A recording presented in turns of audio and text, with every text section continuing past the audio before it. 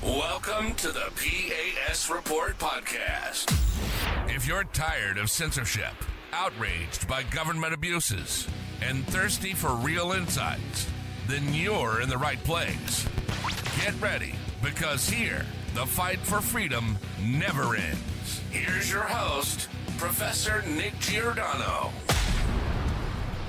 Welcome, everyone, to the P.A.S. Report podcast. This is your host, Nick Giordano. I'm glad you've joined me. Make sure that you follow and subscribe to the podcast so you never miss an episode. Also, visit the PAS Report website, pasreport.com, and share this episode with your family and friends and on social media, because as the government likes to say, there's a lot of misinformation, disinformation going on, and a lot of it comes from the government itself. And I have the friend of the program coming back on, Richard Salsman, professor and economist, is joining me today. Richard, how is everything? Very well. Thanks for having me again. Good to be back, Nick. Always happy to have you on. You bring great insights to the program. And I want to start off with a basic question. Is America a capitalist country? Because I'm constantly hearing that we're a capitalist country, but for some reason I don't see it. So maybe you could provide some insights into the question of what type of economy does America actually have in 2024? It's what I would call a mixed economy. It's a mixture of freedom and controls, a mixture of some liberties, some still remaining rule of law and contracts integrity, but on the other hand, a massive increase, a massive role for government in spending and taxing and regulating, in manipulating money and credit. So if you go back to basics, I would put it this way. Capitalism, and by the way, even the socialists would say this too, capitalism is private ownership and control of property. Now they'll say the means of production, but there's not only factories, but the stuff we own. So now just consider that private ownership and control of the means of production. That doesn't mean, I don't think it means anarchy. I think it means a very limited government whose sole function is to protect rights, and it's the standard: life, liberty, property, the pursuit of happiness. Not the right to other people's stuff, not even notice the right to happiness, the right to pursue it. In other words, they had the freedom to pursue it. Now, if you use that, and by the way, the three functions of government, if that's its job, is police, courts, and a military.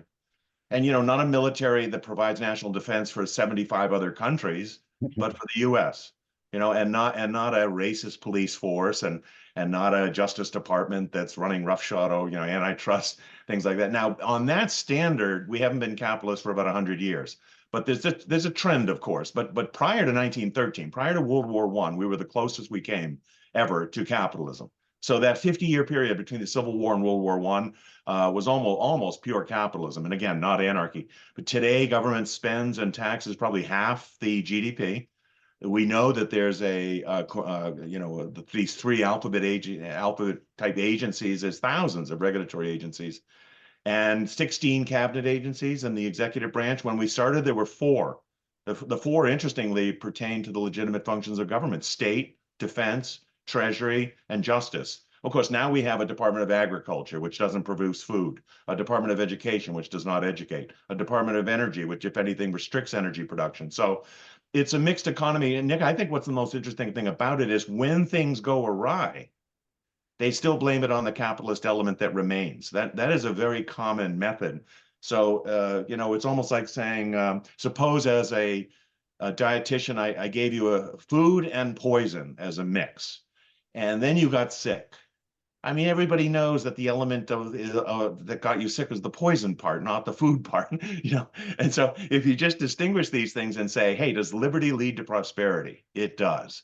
Does tyranny lead to poverty? Historically, it does. So when you have crises or you have, stagnating economies, you can't really attribute it to the capitalist element. But I got to tell you, it isn't easy when you have a mixed system to disentangle what's what and what the cause and effects are.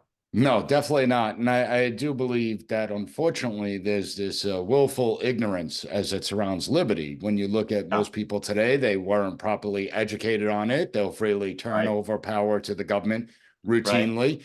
And if we look at a list of all the free nations that exist, America doesn't even come close to the top of the capitalist list. Is that correct? It is. And I wrote an essay about last fall for AIER, if you go to AIER.org, on the American ranking on Index of Economic Freedom. So this index has been collected, I don't know, for about 30 years now by Heritage. The US is now 27th in the world. And that is a big decline over the last, I counted really, it peaked in '08 or so. Since '08, since the financial crisis and all the interventions associated with it afterwards, we have moved down the list. So we are now only the 27th freest country in the world. The freest is Singapore. And the decline is significant. It's never declined this much in a, what is it now, 15, 16-year period. So by objective measures like that, and you can look it up, the Heritage Index Freedom, economic freedom, you can look up the measurements by which we've lost it. Some of it is rule of law, some of it is fiscal recklessness. Back to the original point, by the way, sometimes people will say we're moving in a socialist direction. Technically not true, because as you know, socialism is government owning the means of production. And remember, I said capitalism is private ownership and control. What we're moving toward is a hybrid system where the government doesn't actually nationalize industry. Notice, it doesn't actually take over industry, but by heavily subsidizing, regulating, and taxing it, it is basically telling it what to do. And even to the point, of course, we know now, well, it'll tell social media companies what to do. So that odd combination of, well, you can privately own your stuff. You can technically and nominally hold title to it, but we will tell you what to do with it, for the benefit of the state. I hate to say it, but that's more of what's called the fascist or corporatist model. So even Bernie Sanders, Barack Obama, AOC, if you ask them, they don't actually say that the government should take over and own things, but they're very much in the view that government should control things. Yeah, and I think over the last decade or so, I mean, more than a few decades, but particularly over the last decade, I think I could actually point to the 2009 bailout of the big banks, right, as a turning point where we right, started to see the government gives these corporations a lot of right, money to bail them out. And then all of a sudden, I mean, it used to be if a corporation wanted to get involved in the community, they would build a YMCA. right, But yeah, now they're getting involved in social policy, right. and we see almost this blurring of the lines between the corporate world and the government itself. Interestingly enough, when it comes to the rankings, where do the Nordic and Scandinavian nations, the ones that the Democrats prominently proclaim are democratic socialists, do they rank higher on the free economic scale than the United States? They do now. So they're between, we are what, 27 or so and 10. So they're in the low 20s, high teens. Yes. Yeah, so they're not in the socialist. To get socialist, you have to get down into the ranking of like 50, 60, 70, 80. There's only 170 countries or so. Yeah. So that alone is a myth. When Bernie Sanders and others say we need the Nordic model, Denmark, Norway, or others, in many measures, those are more capitalist than America are, but especially because America has gone the other way in the last roughly 15, 20 years or so. But yeah, so that's a real problem.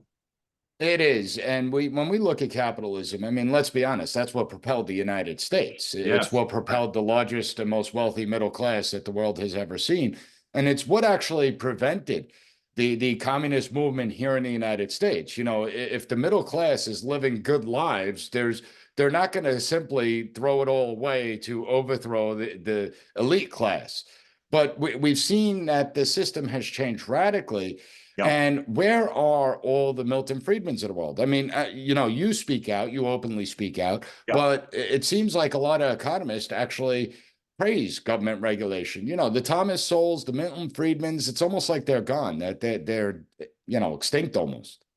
Well, I wrote a book called Where Have All the Capitalists Gone? And most people think of capitalists as bankers, financiers, venture capitalists. And I mean it in the sense of advocates of capitalism. And then the person you named, and there are many others like Milton Friedman, Thomas Sowell, but even further back, Ludwig von Mises, Hayek, others. I would put it this way, those giants, those intellectual giants and advocates of capitalism, and I would include in that Ayn Rand. So philosophers, political philosophers, Robert Nozick, they had a more multidisciplinary approach. They knew politics as well as economics as well as moral theory. So, when Friedman wrote Capitalism and Freedom, it's the moral argument, whether you fully endorse it or not. And Ayn Rand wrote Capitalism, the Unknown Ideal. Mises didn't just stick to economics. I think what's happened is the fields have become so isolated, so siloed, that if you ask an economist today for their view, they're not really political economists in the sense of knowing how to speak to the interaction or intersection of politics and economics or moral theory. They're only there to talk about supply demand curves or technical issues or elasticities of demand. You know all this stuff.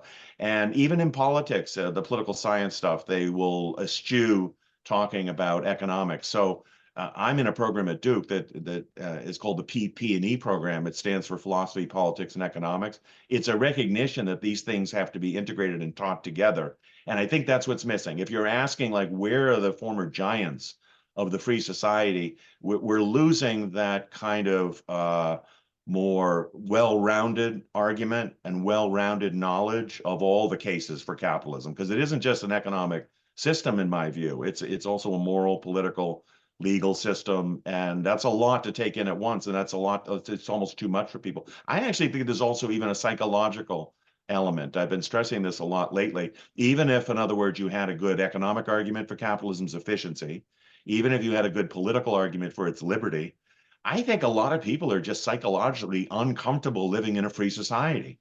So if you get to the level of, you got to have self-confidence, you got to have some self-esteem, you got to have some self-responsibility, all these kind of self things. Adam Smith said self-interest drives the market economy, but I would say also psychologically self-healthiness, if you will, drives it. And people who aren't that way, people who are scared, phobic, inclined to, be kind of infantile, even though they're big and grown up, they're going to want the welfare state. They're going to want the social safety net. In other words, they fear freedom. And that's a psychological element that's even more difficult to bring into the discussion. And do you think that's a failure within the education system? The fact that these students have no idea about what capitalism really is. I mean, if you ask any student today, define capitalism, they couldn't define it for you. If you ask them to tell you what the difference is between liberty and freedom, they couldn't do that either. Right. And so they have little appreciation. At the same time, we've moved away from things like personal responsibility. We've moved away from the concept of merit. And it's all about grievances, right? I mean, just take the wealth gap, for instance. We constantly hear the Democrats and the left and even some Republicans scream about the wealth gap. But what they don't tell you is that at the same time, the wealth gap may have increased. Government regulations on these corporations, government regulations in regards to industries have increased exponentially. So the idea that more government involvement is going to fix something like that is just a complete myth, is it not? Agreed, totally. Back to your original question of how are they taught capitalism? They're basically taught that capitalism is a system of government favors for, of, and by capitalists. So when you mention the bank bailouts, for example, you and I know that bank bailouts are improper. So not only subsidizing and bailing out businesses is improper, but also regulating and taxing them to death is improper too. So both sides, right? Helping or harming them. No, it should be just hands off. But the view that this is a system favoring this particular group, wedded with the Marxist view that this particular group exploits people. So the old Marxist view was that they exploited the laborer. The neoclassical view is that they exploit the consumer. The environmentalist view is that they exploit the planet. So so through and through your point about victims and perpetrators, oppressed and oppressors and oppressed, it's latent through all the analysis. And yet, I would put it this way: capitalism, to put it positively, it is not the system of exploitation. It's not the system of favoring one group over other groups. It definitely has capital in the name, but it's a system that is so beneficial to humanity and human betterment and human well-being that the evidence and the data are so overwhelming that relatively freer, more capitalistic countries, improve standards of living and lifespans and things like that.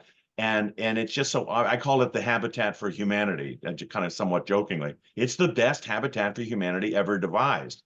And these other alternatives, whether it's fascism or socialism or any kind of theocracy, they have been so lethal and so depressing to human betterment that it's got to be some other reason other than the practical effects that people are looking for, because the practical effects are unquestioned now, that capitalism delivers the goods and delivers the higher living standards. And it's to the point where people hate it for some fundamental, deeper reasons, I think. And it can't be because it doesn't produce the goods. Everybody knows it does, even socialists do. Well, it's because we haven't taught people to think critically, and people just take whatever's being told to them. They regurgitate it. They don't know what they're talking about. I mean, one of the areas, you're someone that distinguishes China, right? So everyone calls it China is a communist country. No, China has a communist political system, but their Right, economic system is not based on right, communism or socialism. right. In fact, they moved Yeah. away from that. How would you define China's economy? That's a very good question because notice earlier when I ranked the US, I was citing an index of economic freedom. They also do publish, various groups publish indexes of political freedom. So then the question becomes, what is the relationship between political freedom and economic freedom? And cases like China or Singapore or South Korea or Thailand, now notice Asian countries, they have something called the Asian model, where their economic freedom is quite high. China's isn't all that high, but it's higher than people think, and that's why it's prospering so much. But their political freedom is not as high. Now, how do you measure political freedom? Some of it is just whether there's more than one party, whether their elections are fair and free, that kind of thing, whether everyone can vote or not, whether there's any suppression of certain groups or not, and whether there's freedom of the press or not. Now, we would all love for there to be liberty across the board. And in fact, one of the great insights of the founding fathers was that freedom is indivisible. In other words, you can't long have one kind of freedom but not another. They tend to go together or fall together. So, but that I think does explain the paradox of something like China or Singapore or elsewhere, where the paradox seems like if you only focus on the politics, you think they're a tyranny. But when you realize that their economies are very free, then you see why they would get prosperity. Now, look at a case like the US. Suppose political freedom is high in the US. Everyone can vote. Suppose elections are still free and fair. And suppose they don't, violate free speech or freedom of word. Suppose all that's true. Let's just stipulate that, right? Everyone knows the economy is heavily regulated, that there's heavy taxation. So we're losing liberty there, right? I would contend, if I would just like to choose between the two, what do you do every day? Every day you participate in the economy. Whereas, every 4 years you vote. Or, how many people are, owners of the New York Times? Those other civil liberties are important. But, if you're given a choice between the two, I think most people would say, please leave me free to live my life in the economic realm. Because that's really what's driving my motivations, my family, my standard of living. And most people really don't want anything to do with politics. The fact that even in today's world, the turnout rate, this from political science is something like, is it 60%? Well, it depends on what type of elections you're talking about. Right. So the general election, right, is something like 60. But that means, for people who don't know what this means, that means 40% of people don't vote. Don't vote. Now they're either satisfied with the alternatives, I'm not sure that's true, or they don't care, or they don't know. So I think sometimes the civil liberties part, although I don't want to depreciate them, are given more credence, and we're forgetting that we're losing a lot of economic liberties. Absolutely. And when you take away economic liberties, again, as you're alluding to, ultimately chips away at just human liberty in general. I mean, we become more dependent, more reliant on the government.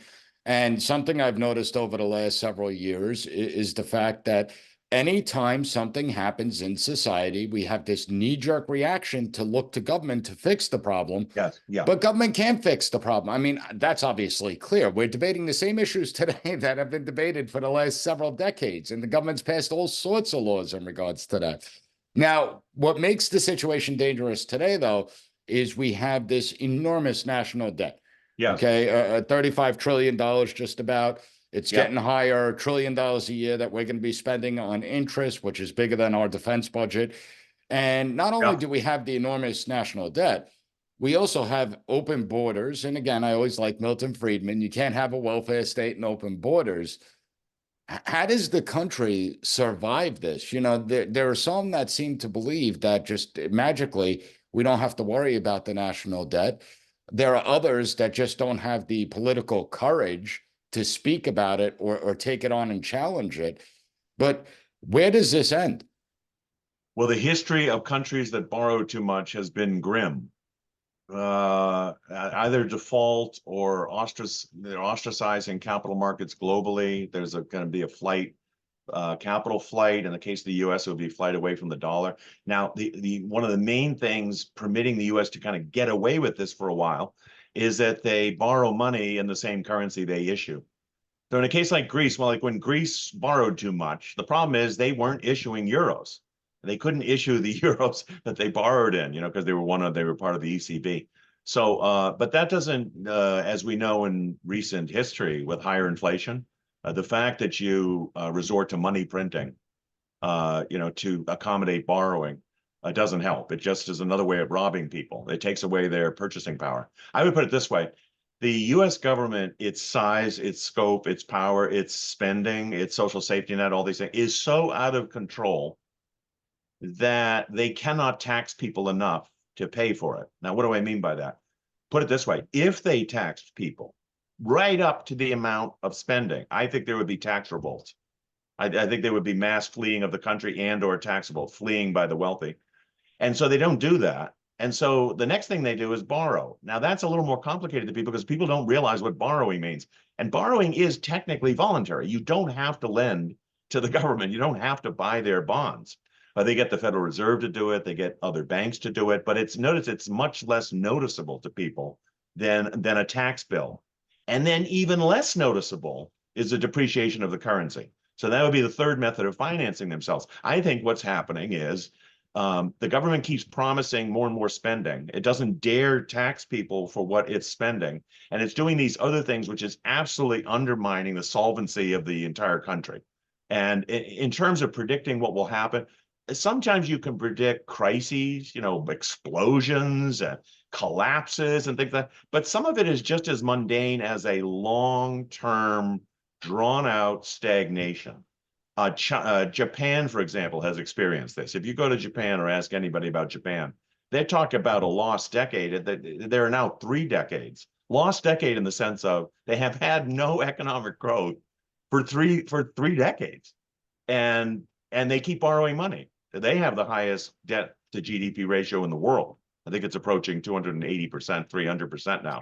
We just surpassed 100%. So this is not good. This is a government basically spending the country into insolvency. And it whether you tax, borrow, or print, it's the same burden on the economy. You don't get away with having a lesser burden just because you're not taxing. You're still extracting all those resources from the economy, and it's detrimental to an economy. Yeah, and at the same time, it doesn't help that you have so many Americans that continue to demand more and more programs, more and more expansion of government.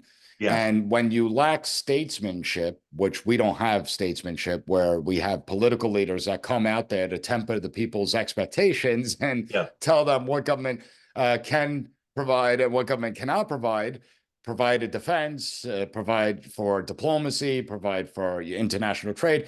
But, we can't just sit there and take care of every little whim of people's lives. I think it's a dangerous recipe. Now, we're going to have your book up at the P.A.S. Report, so everyone check out PASreport.com. Richard, always enjoy talking to you, and I hope to have you back soon. Okay, thanks again. We'll talk to you later. Thank you for listening to the P.A.S. Report. Don't forget to rate, share, and hit that subscribe button. That way you'll never miss an episode. For more exclusive content and updates, visit us at PASreport.com and follow Professor Giordano on all social media platforms at P.A.S. Report.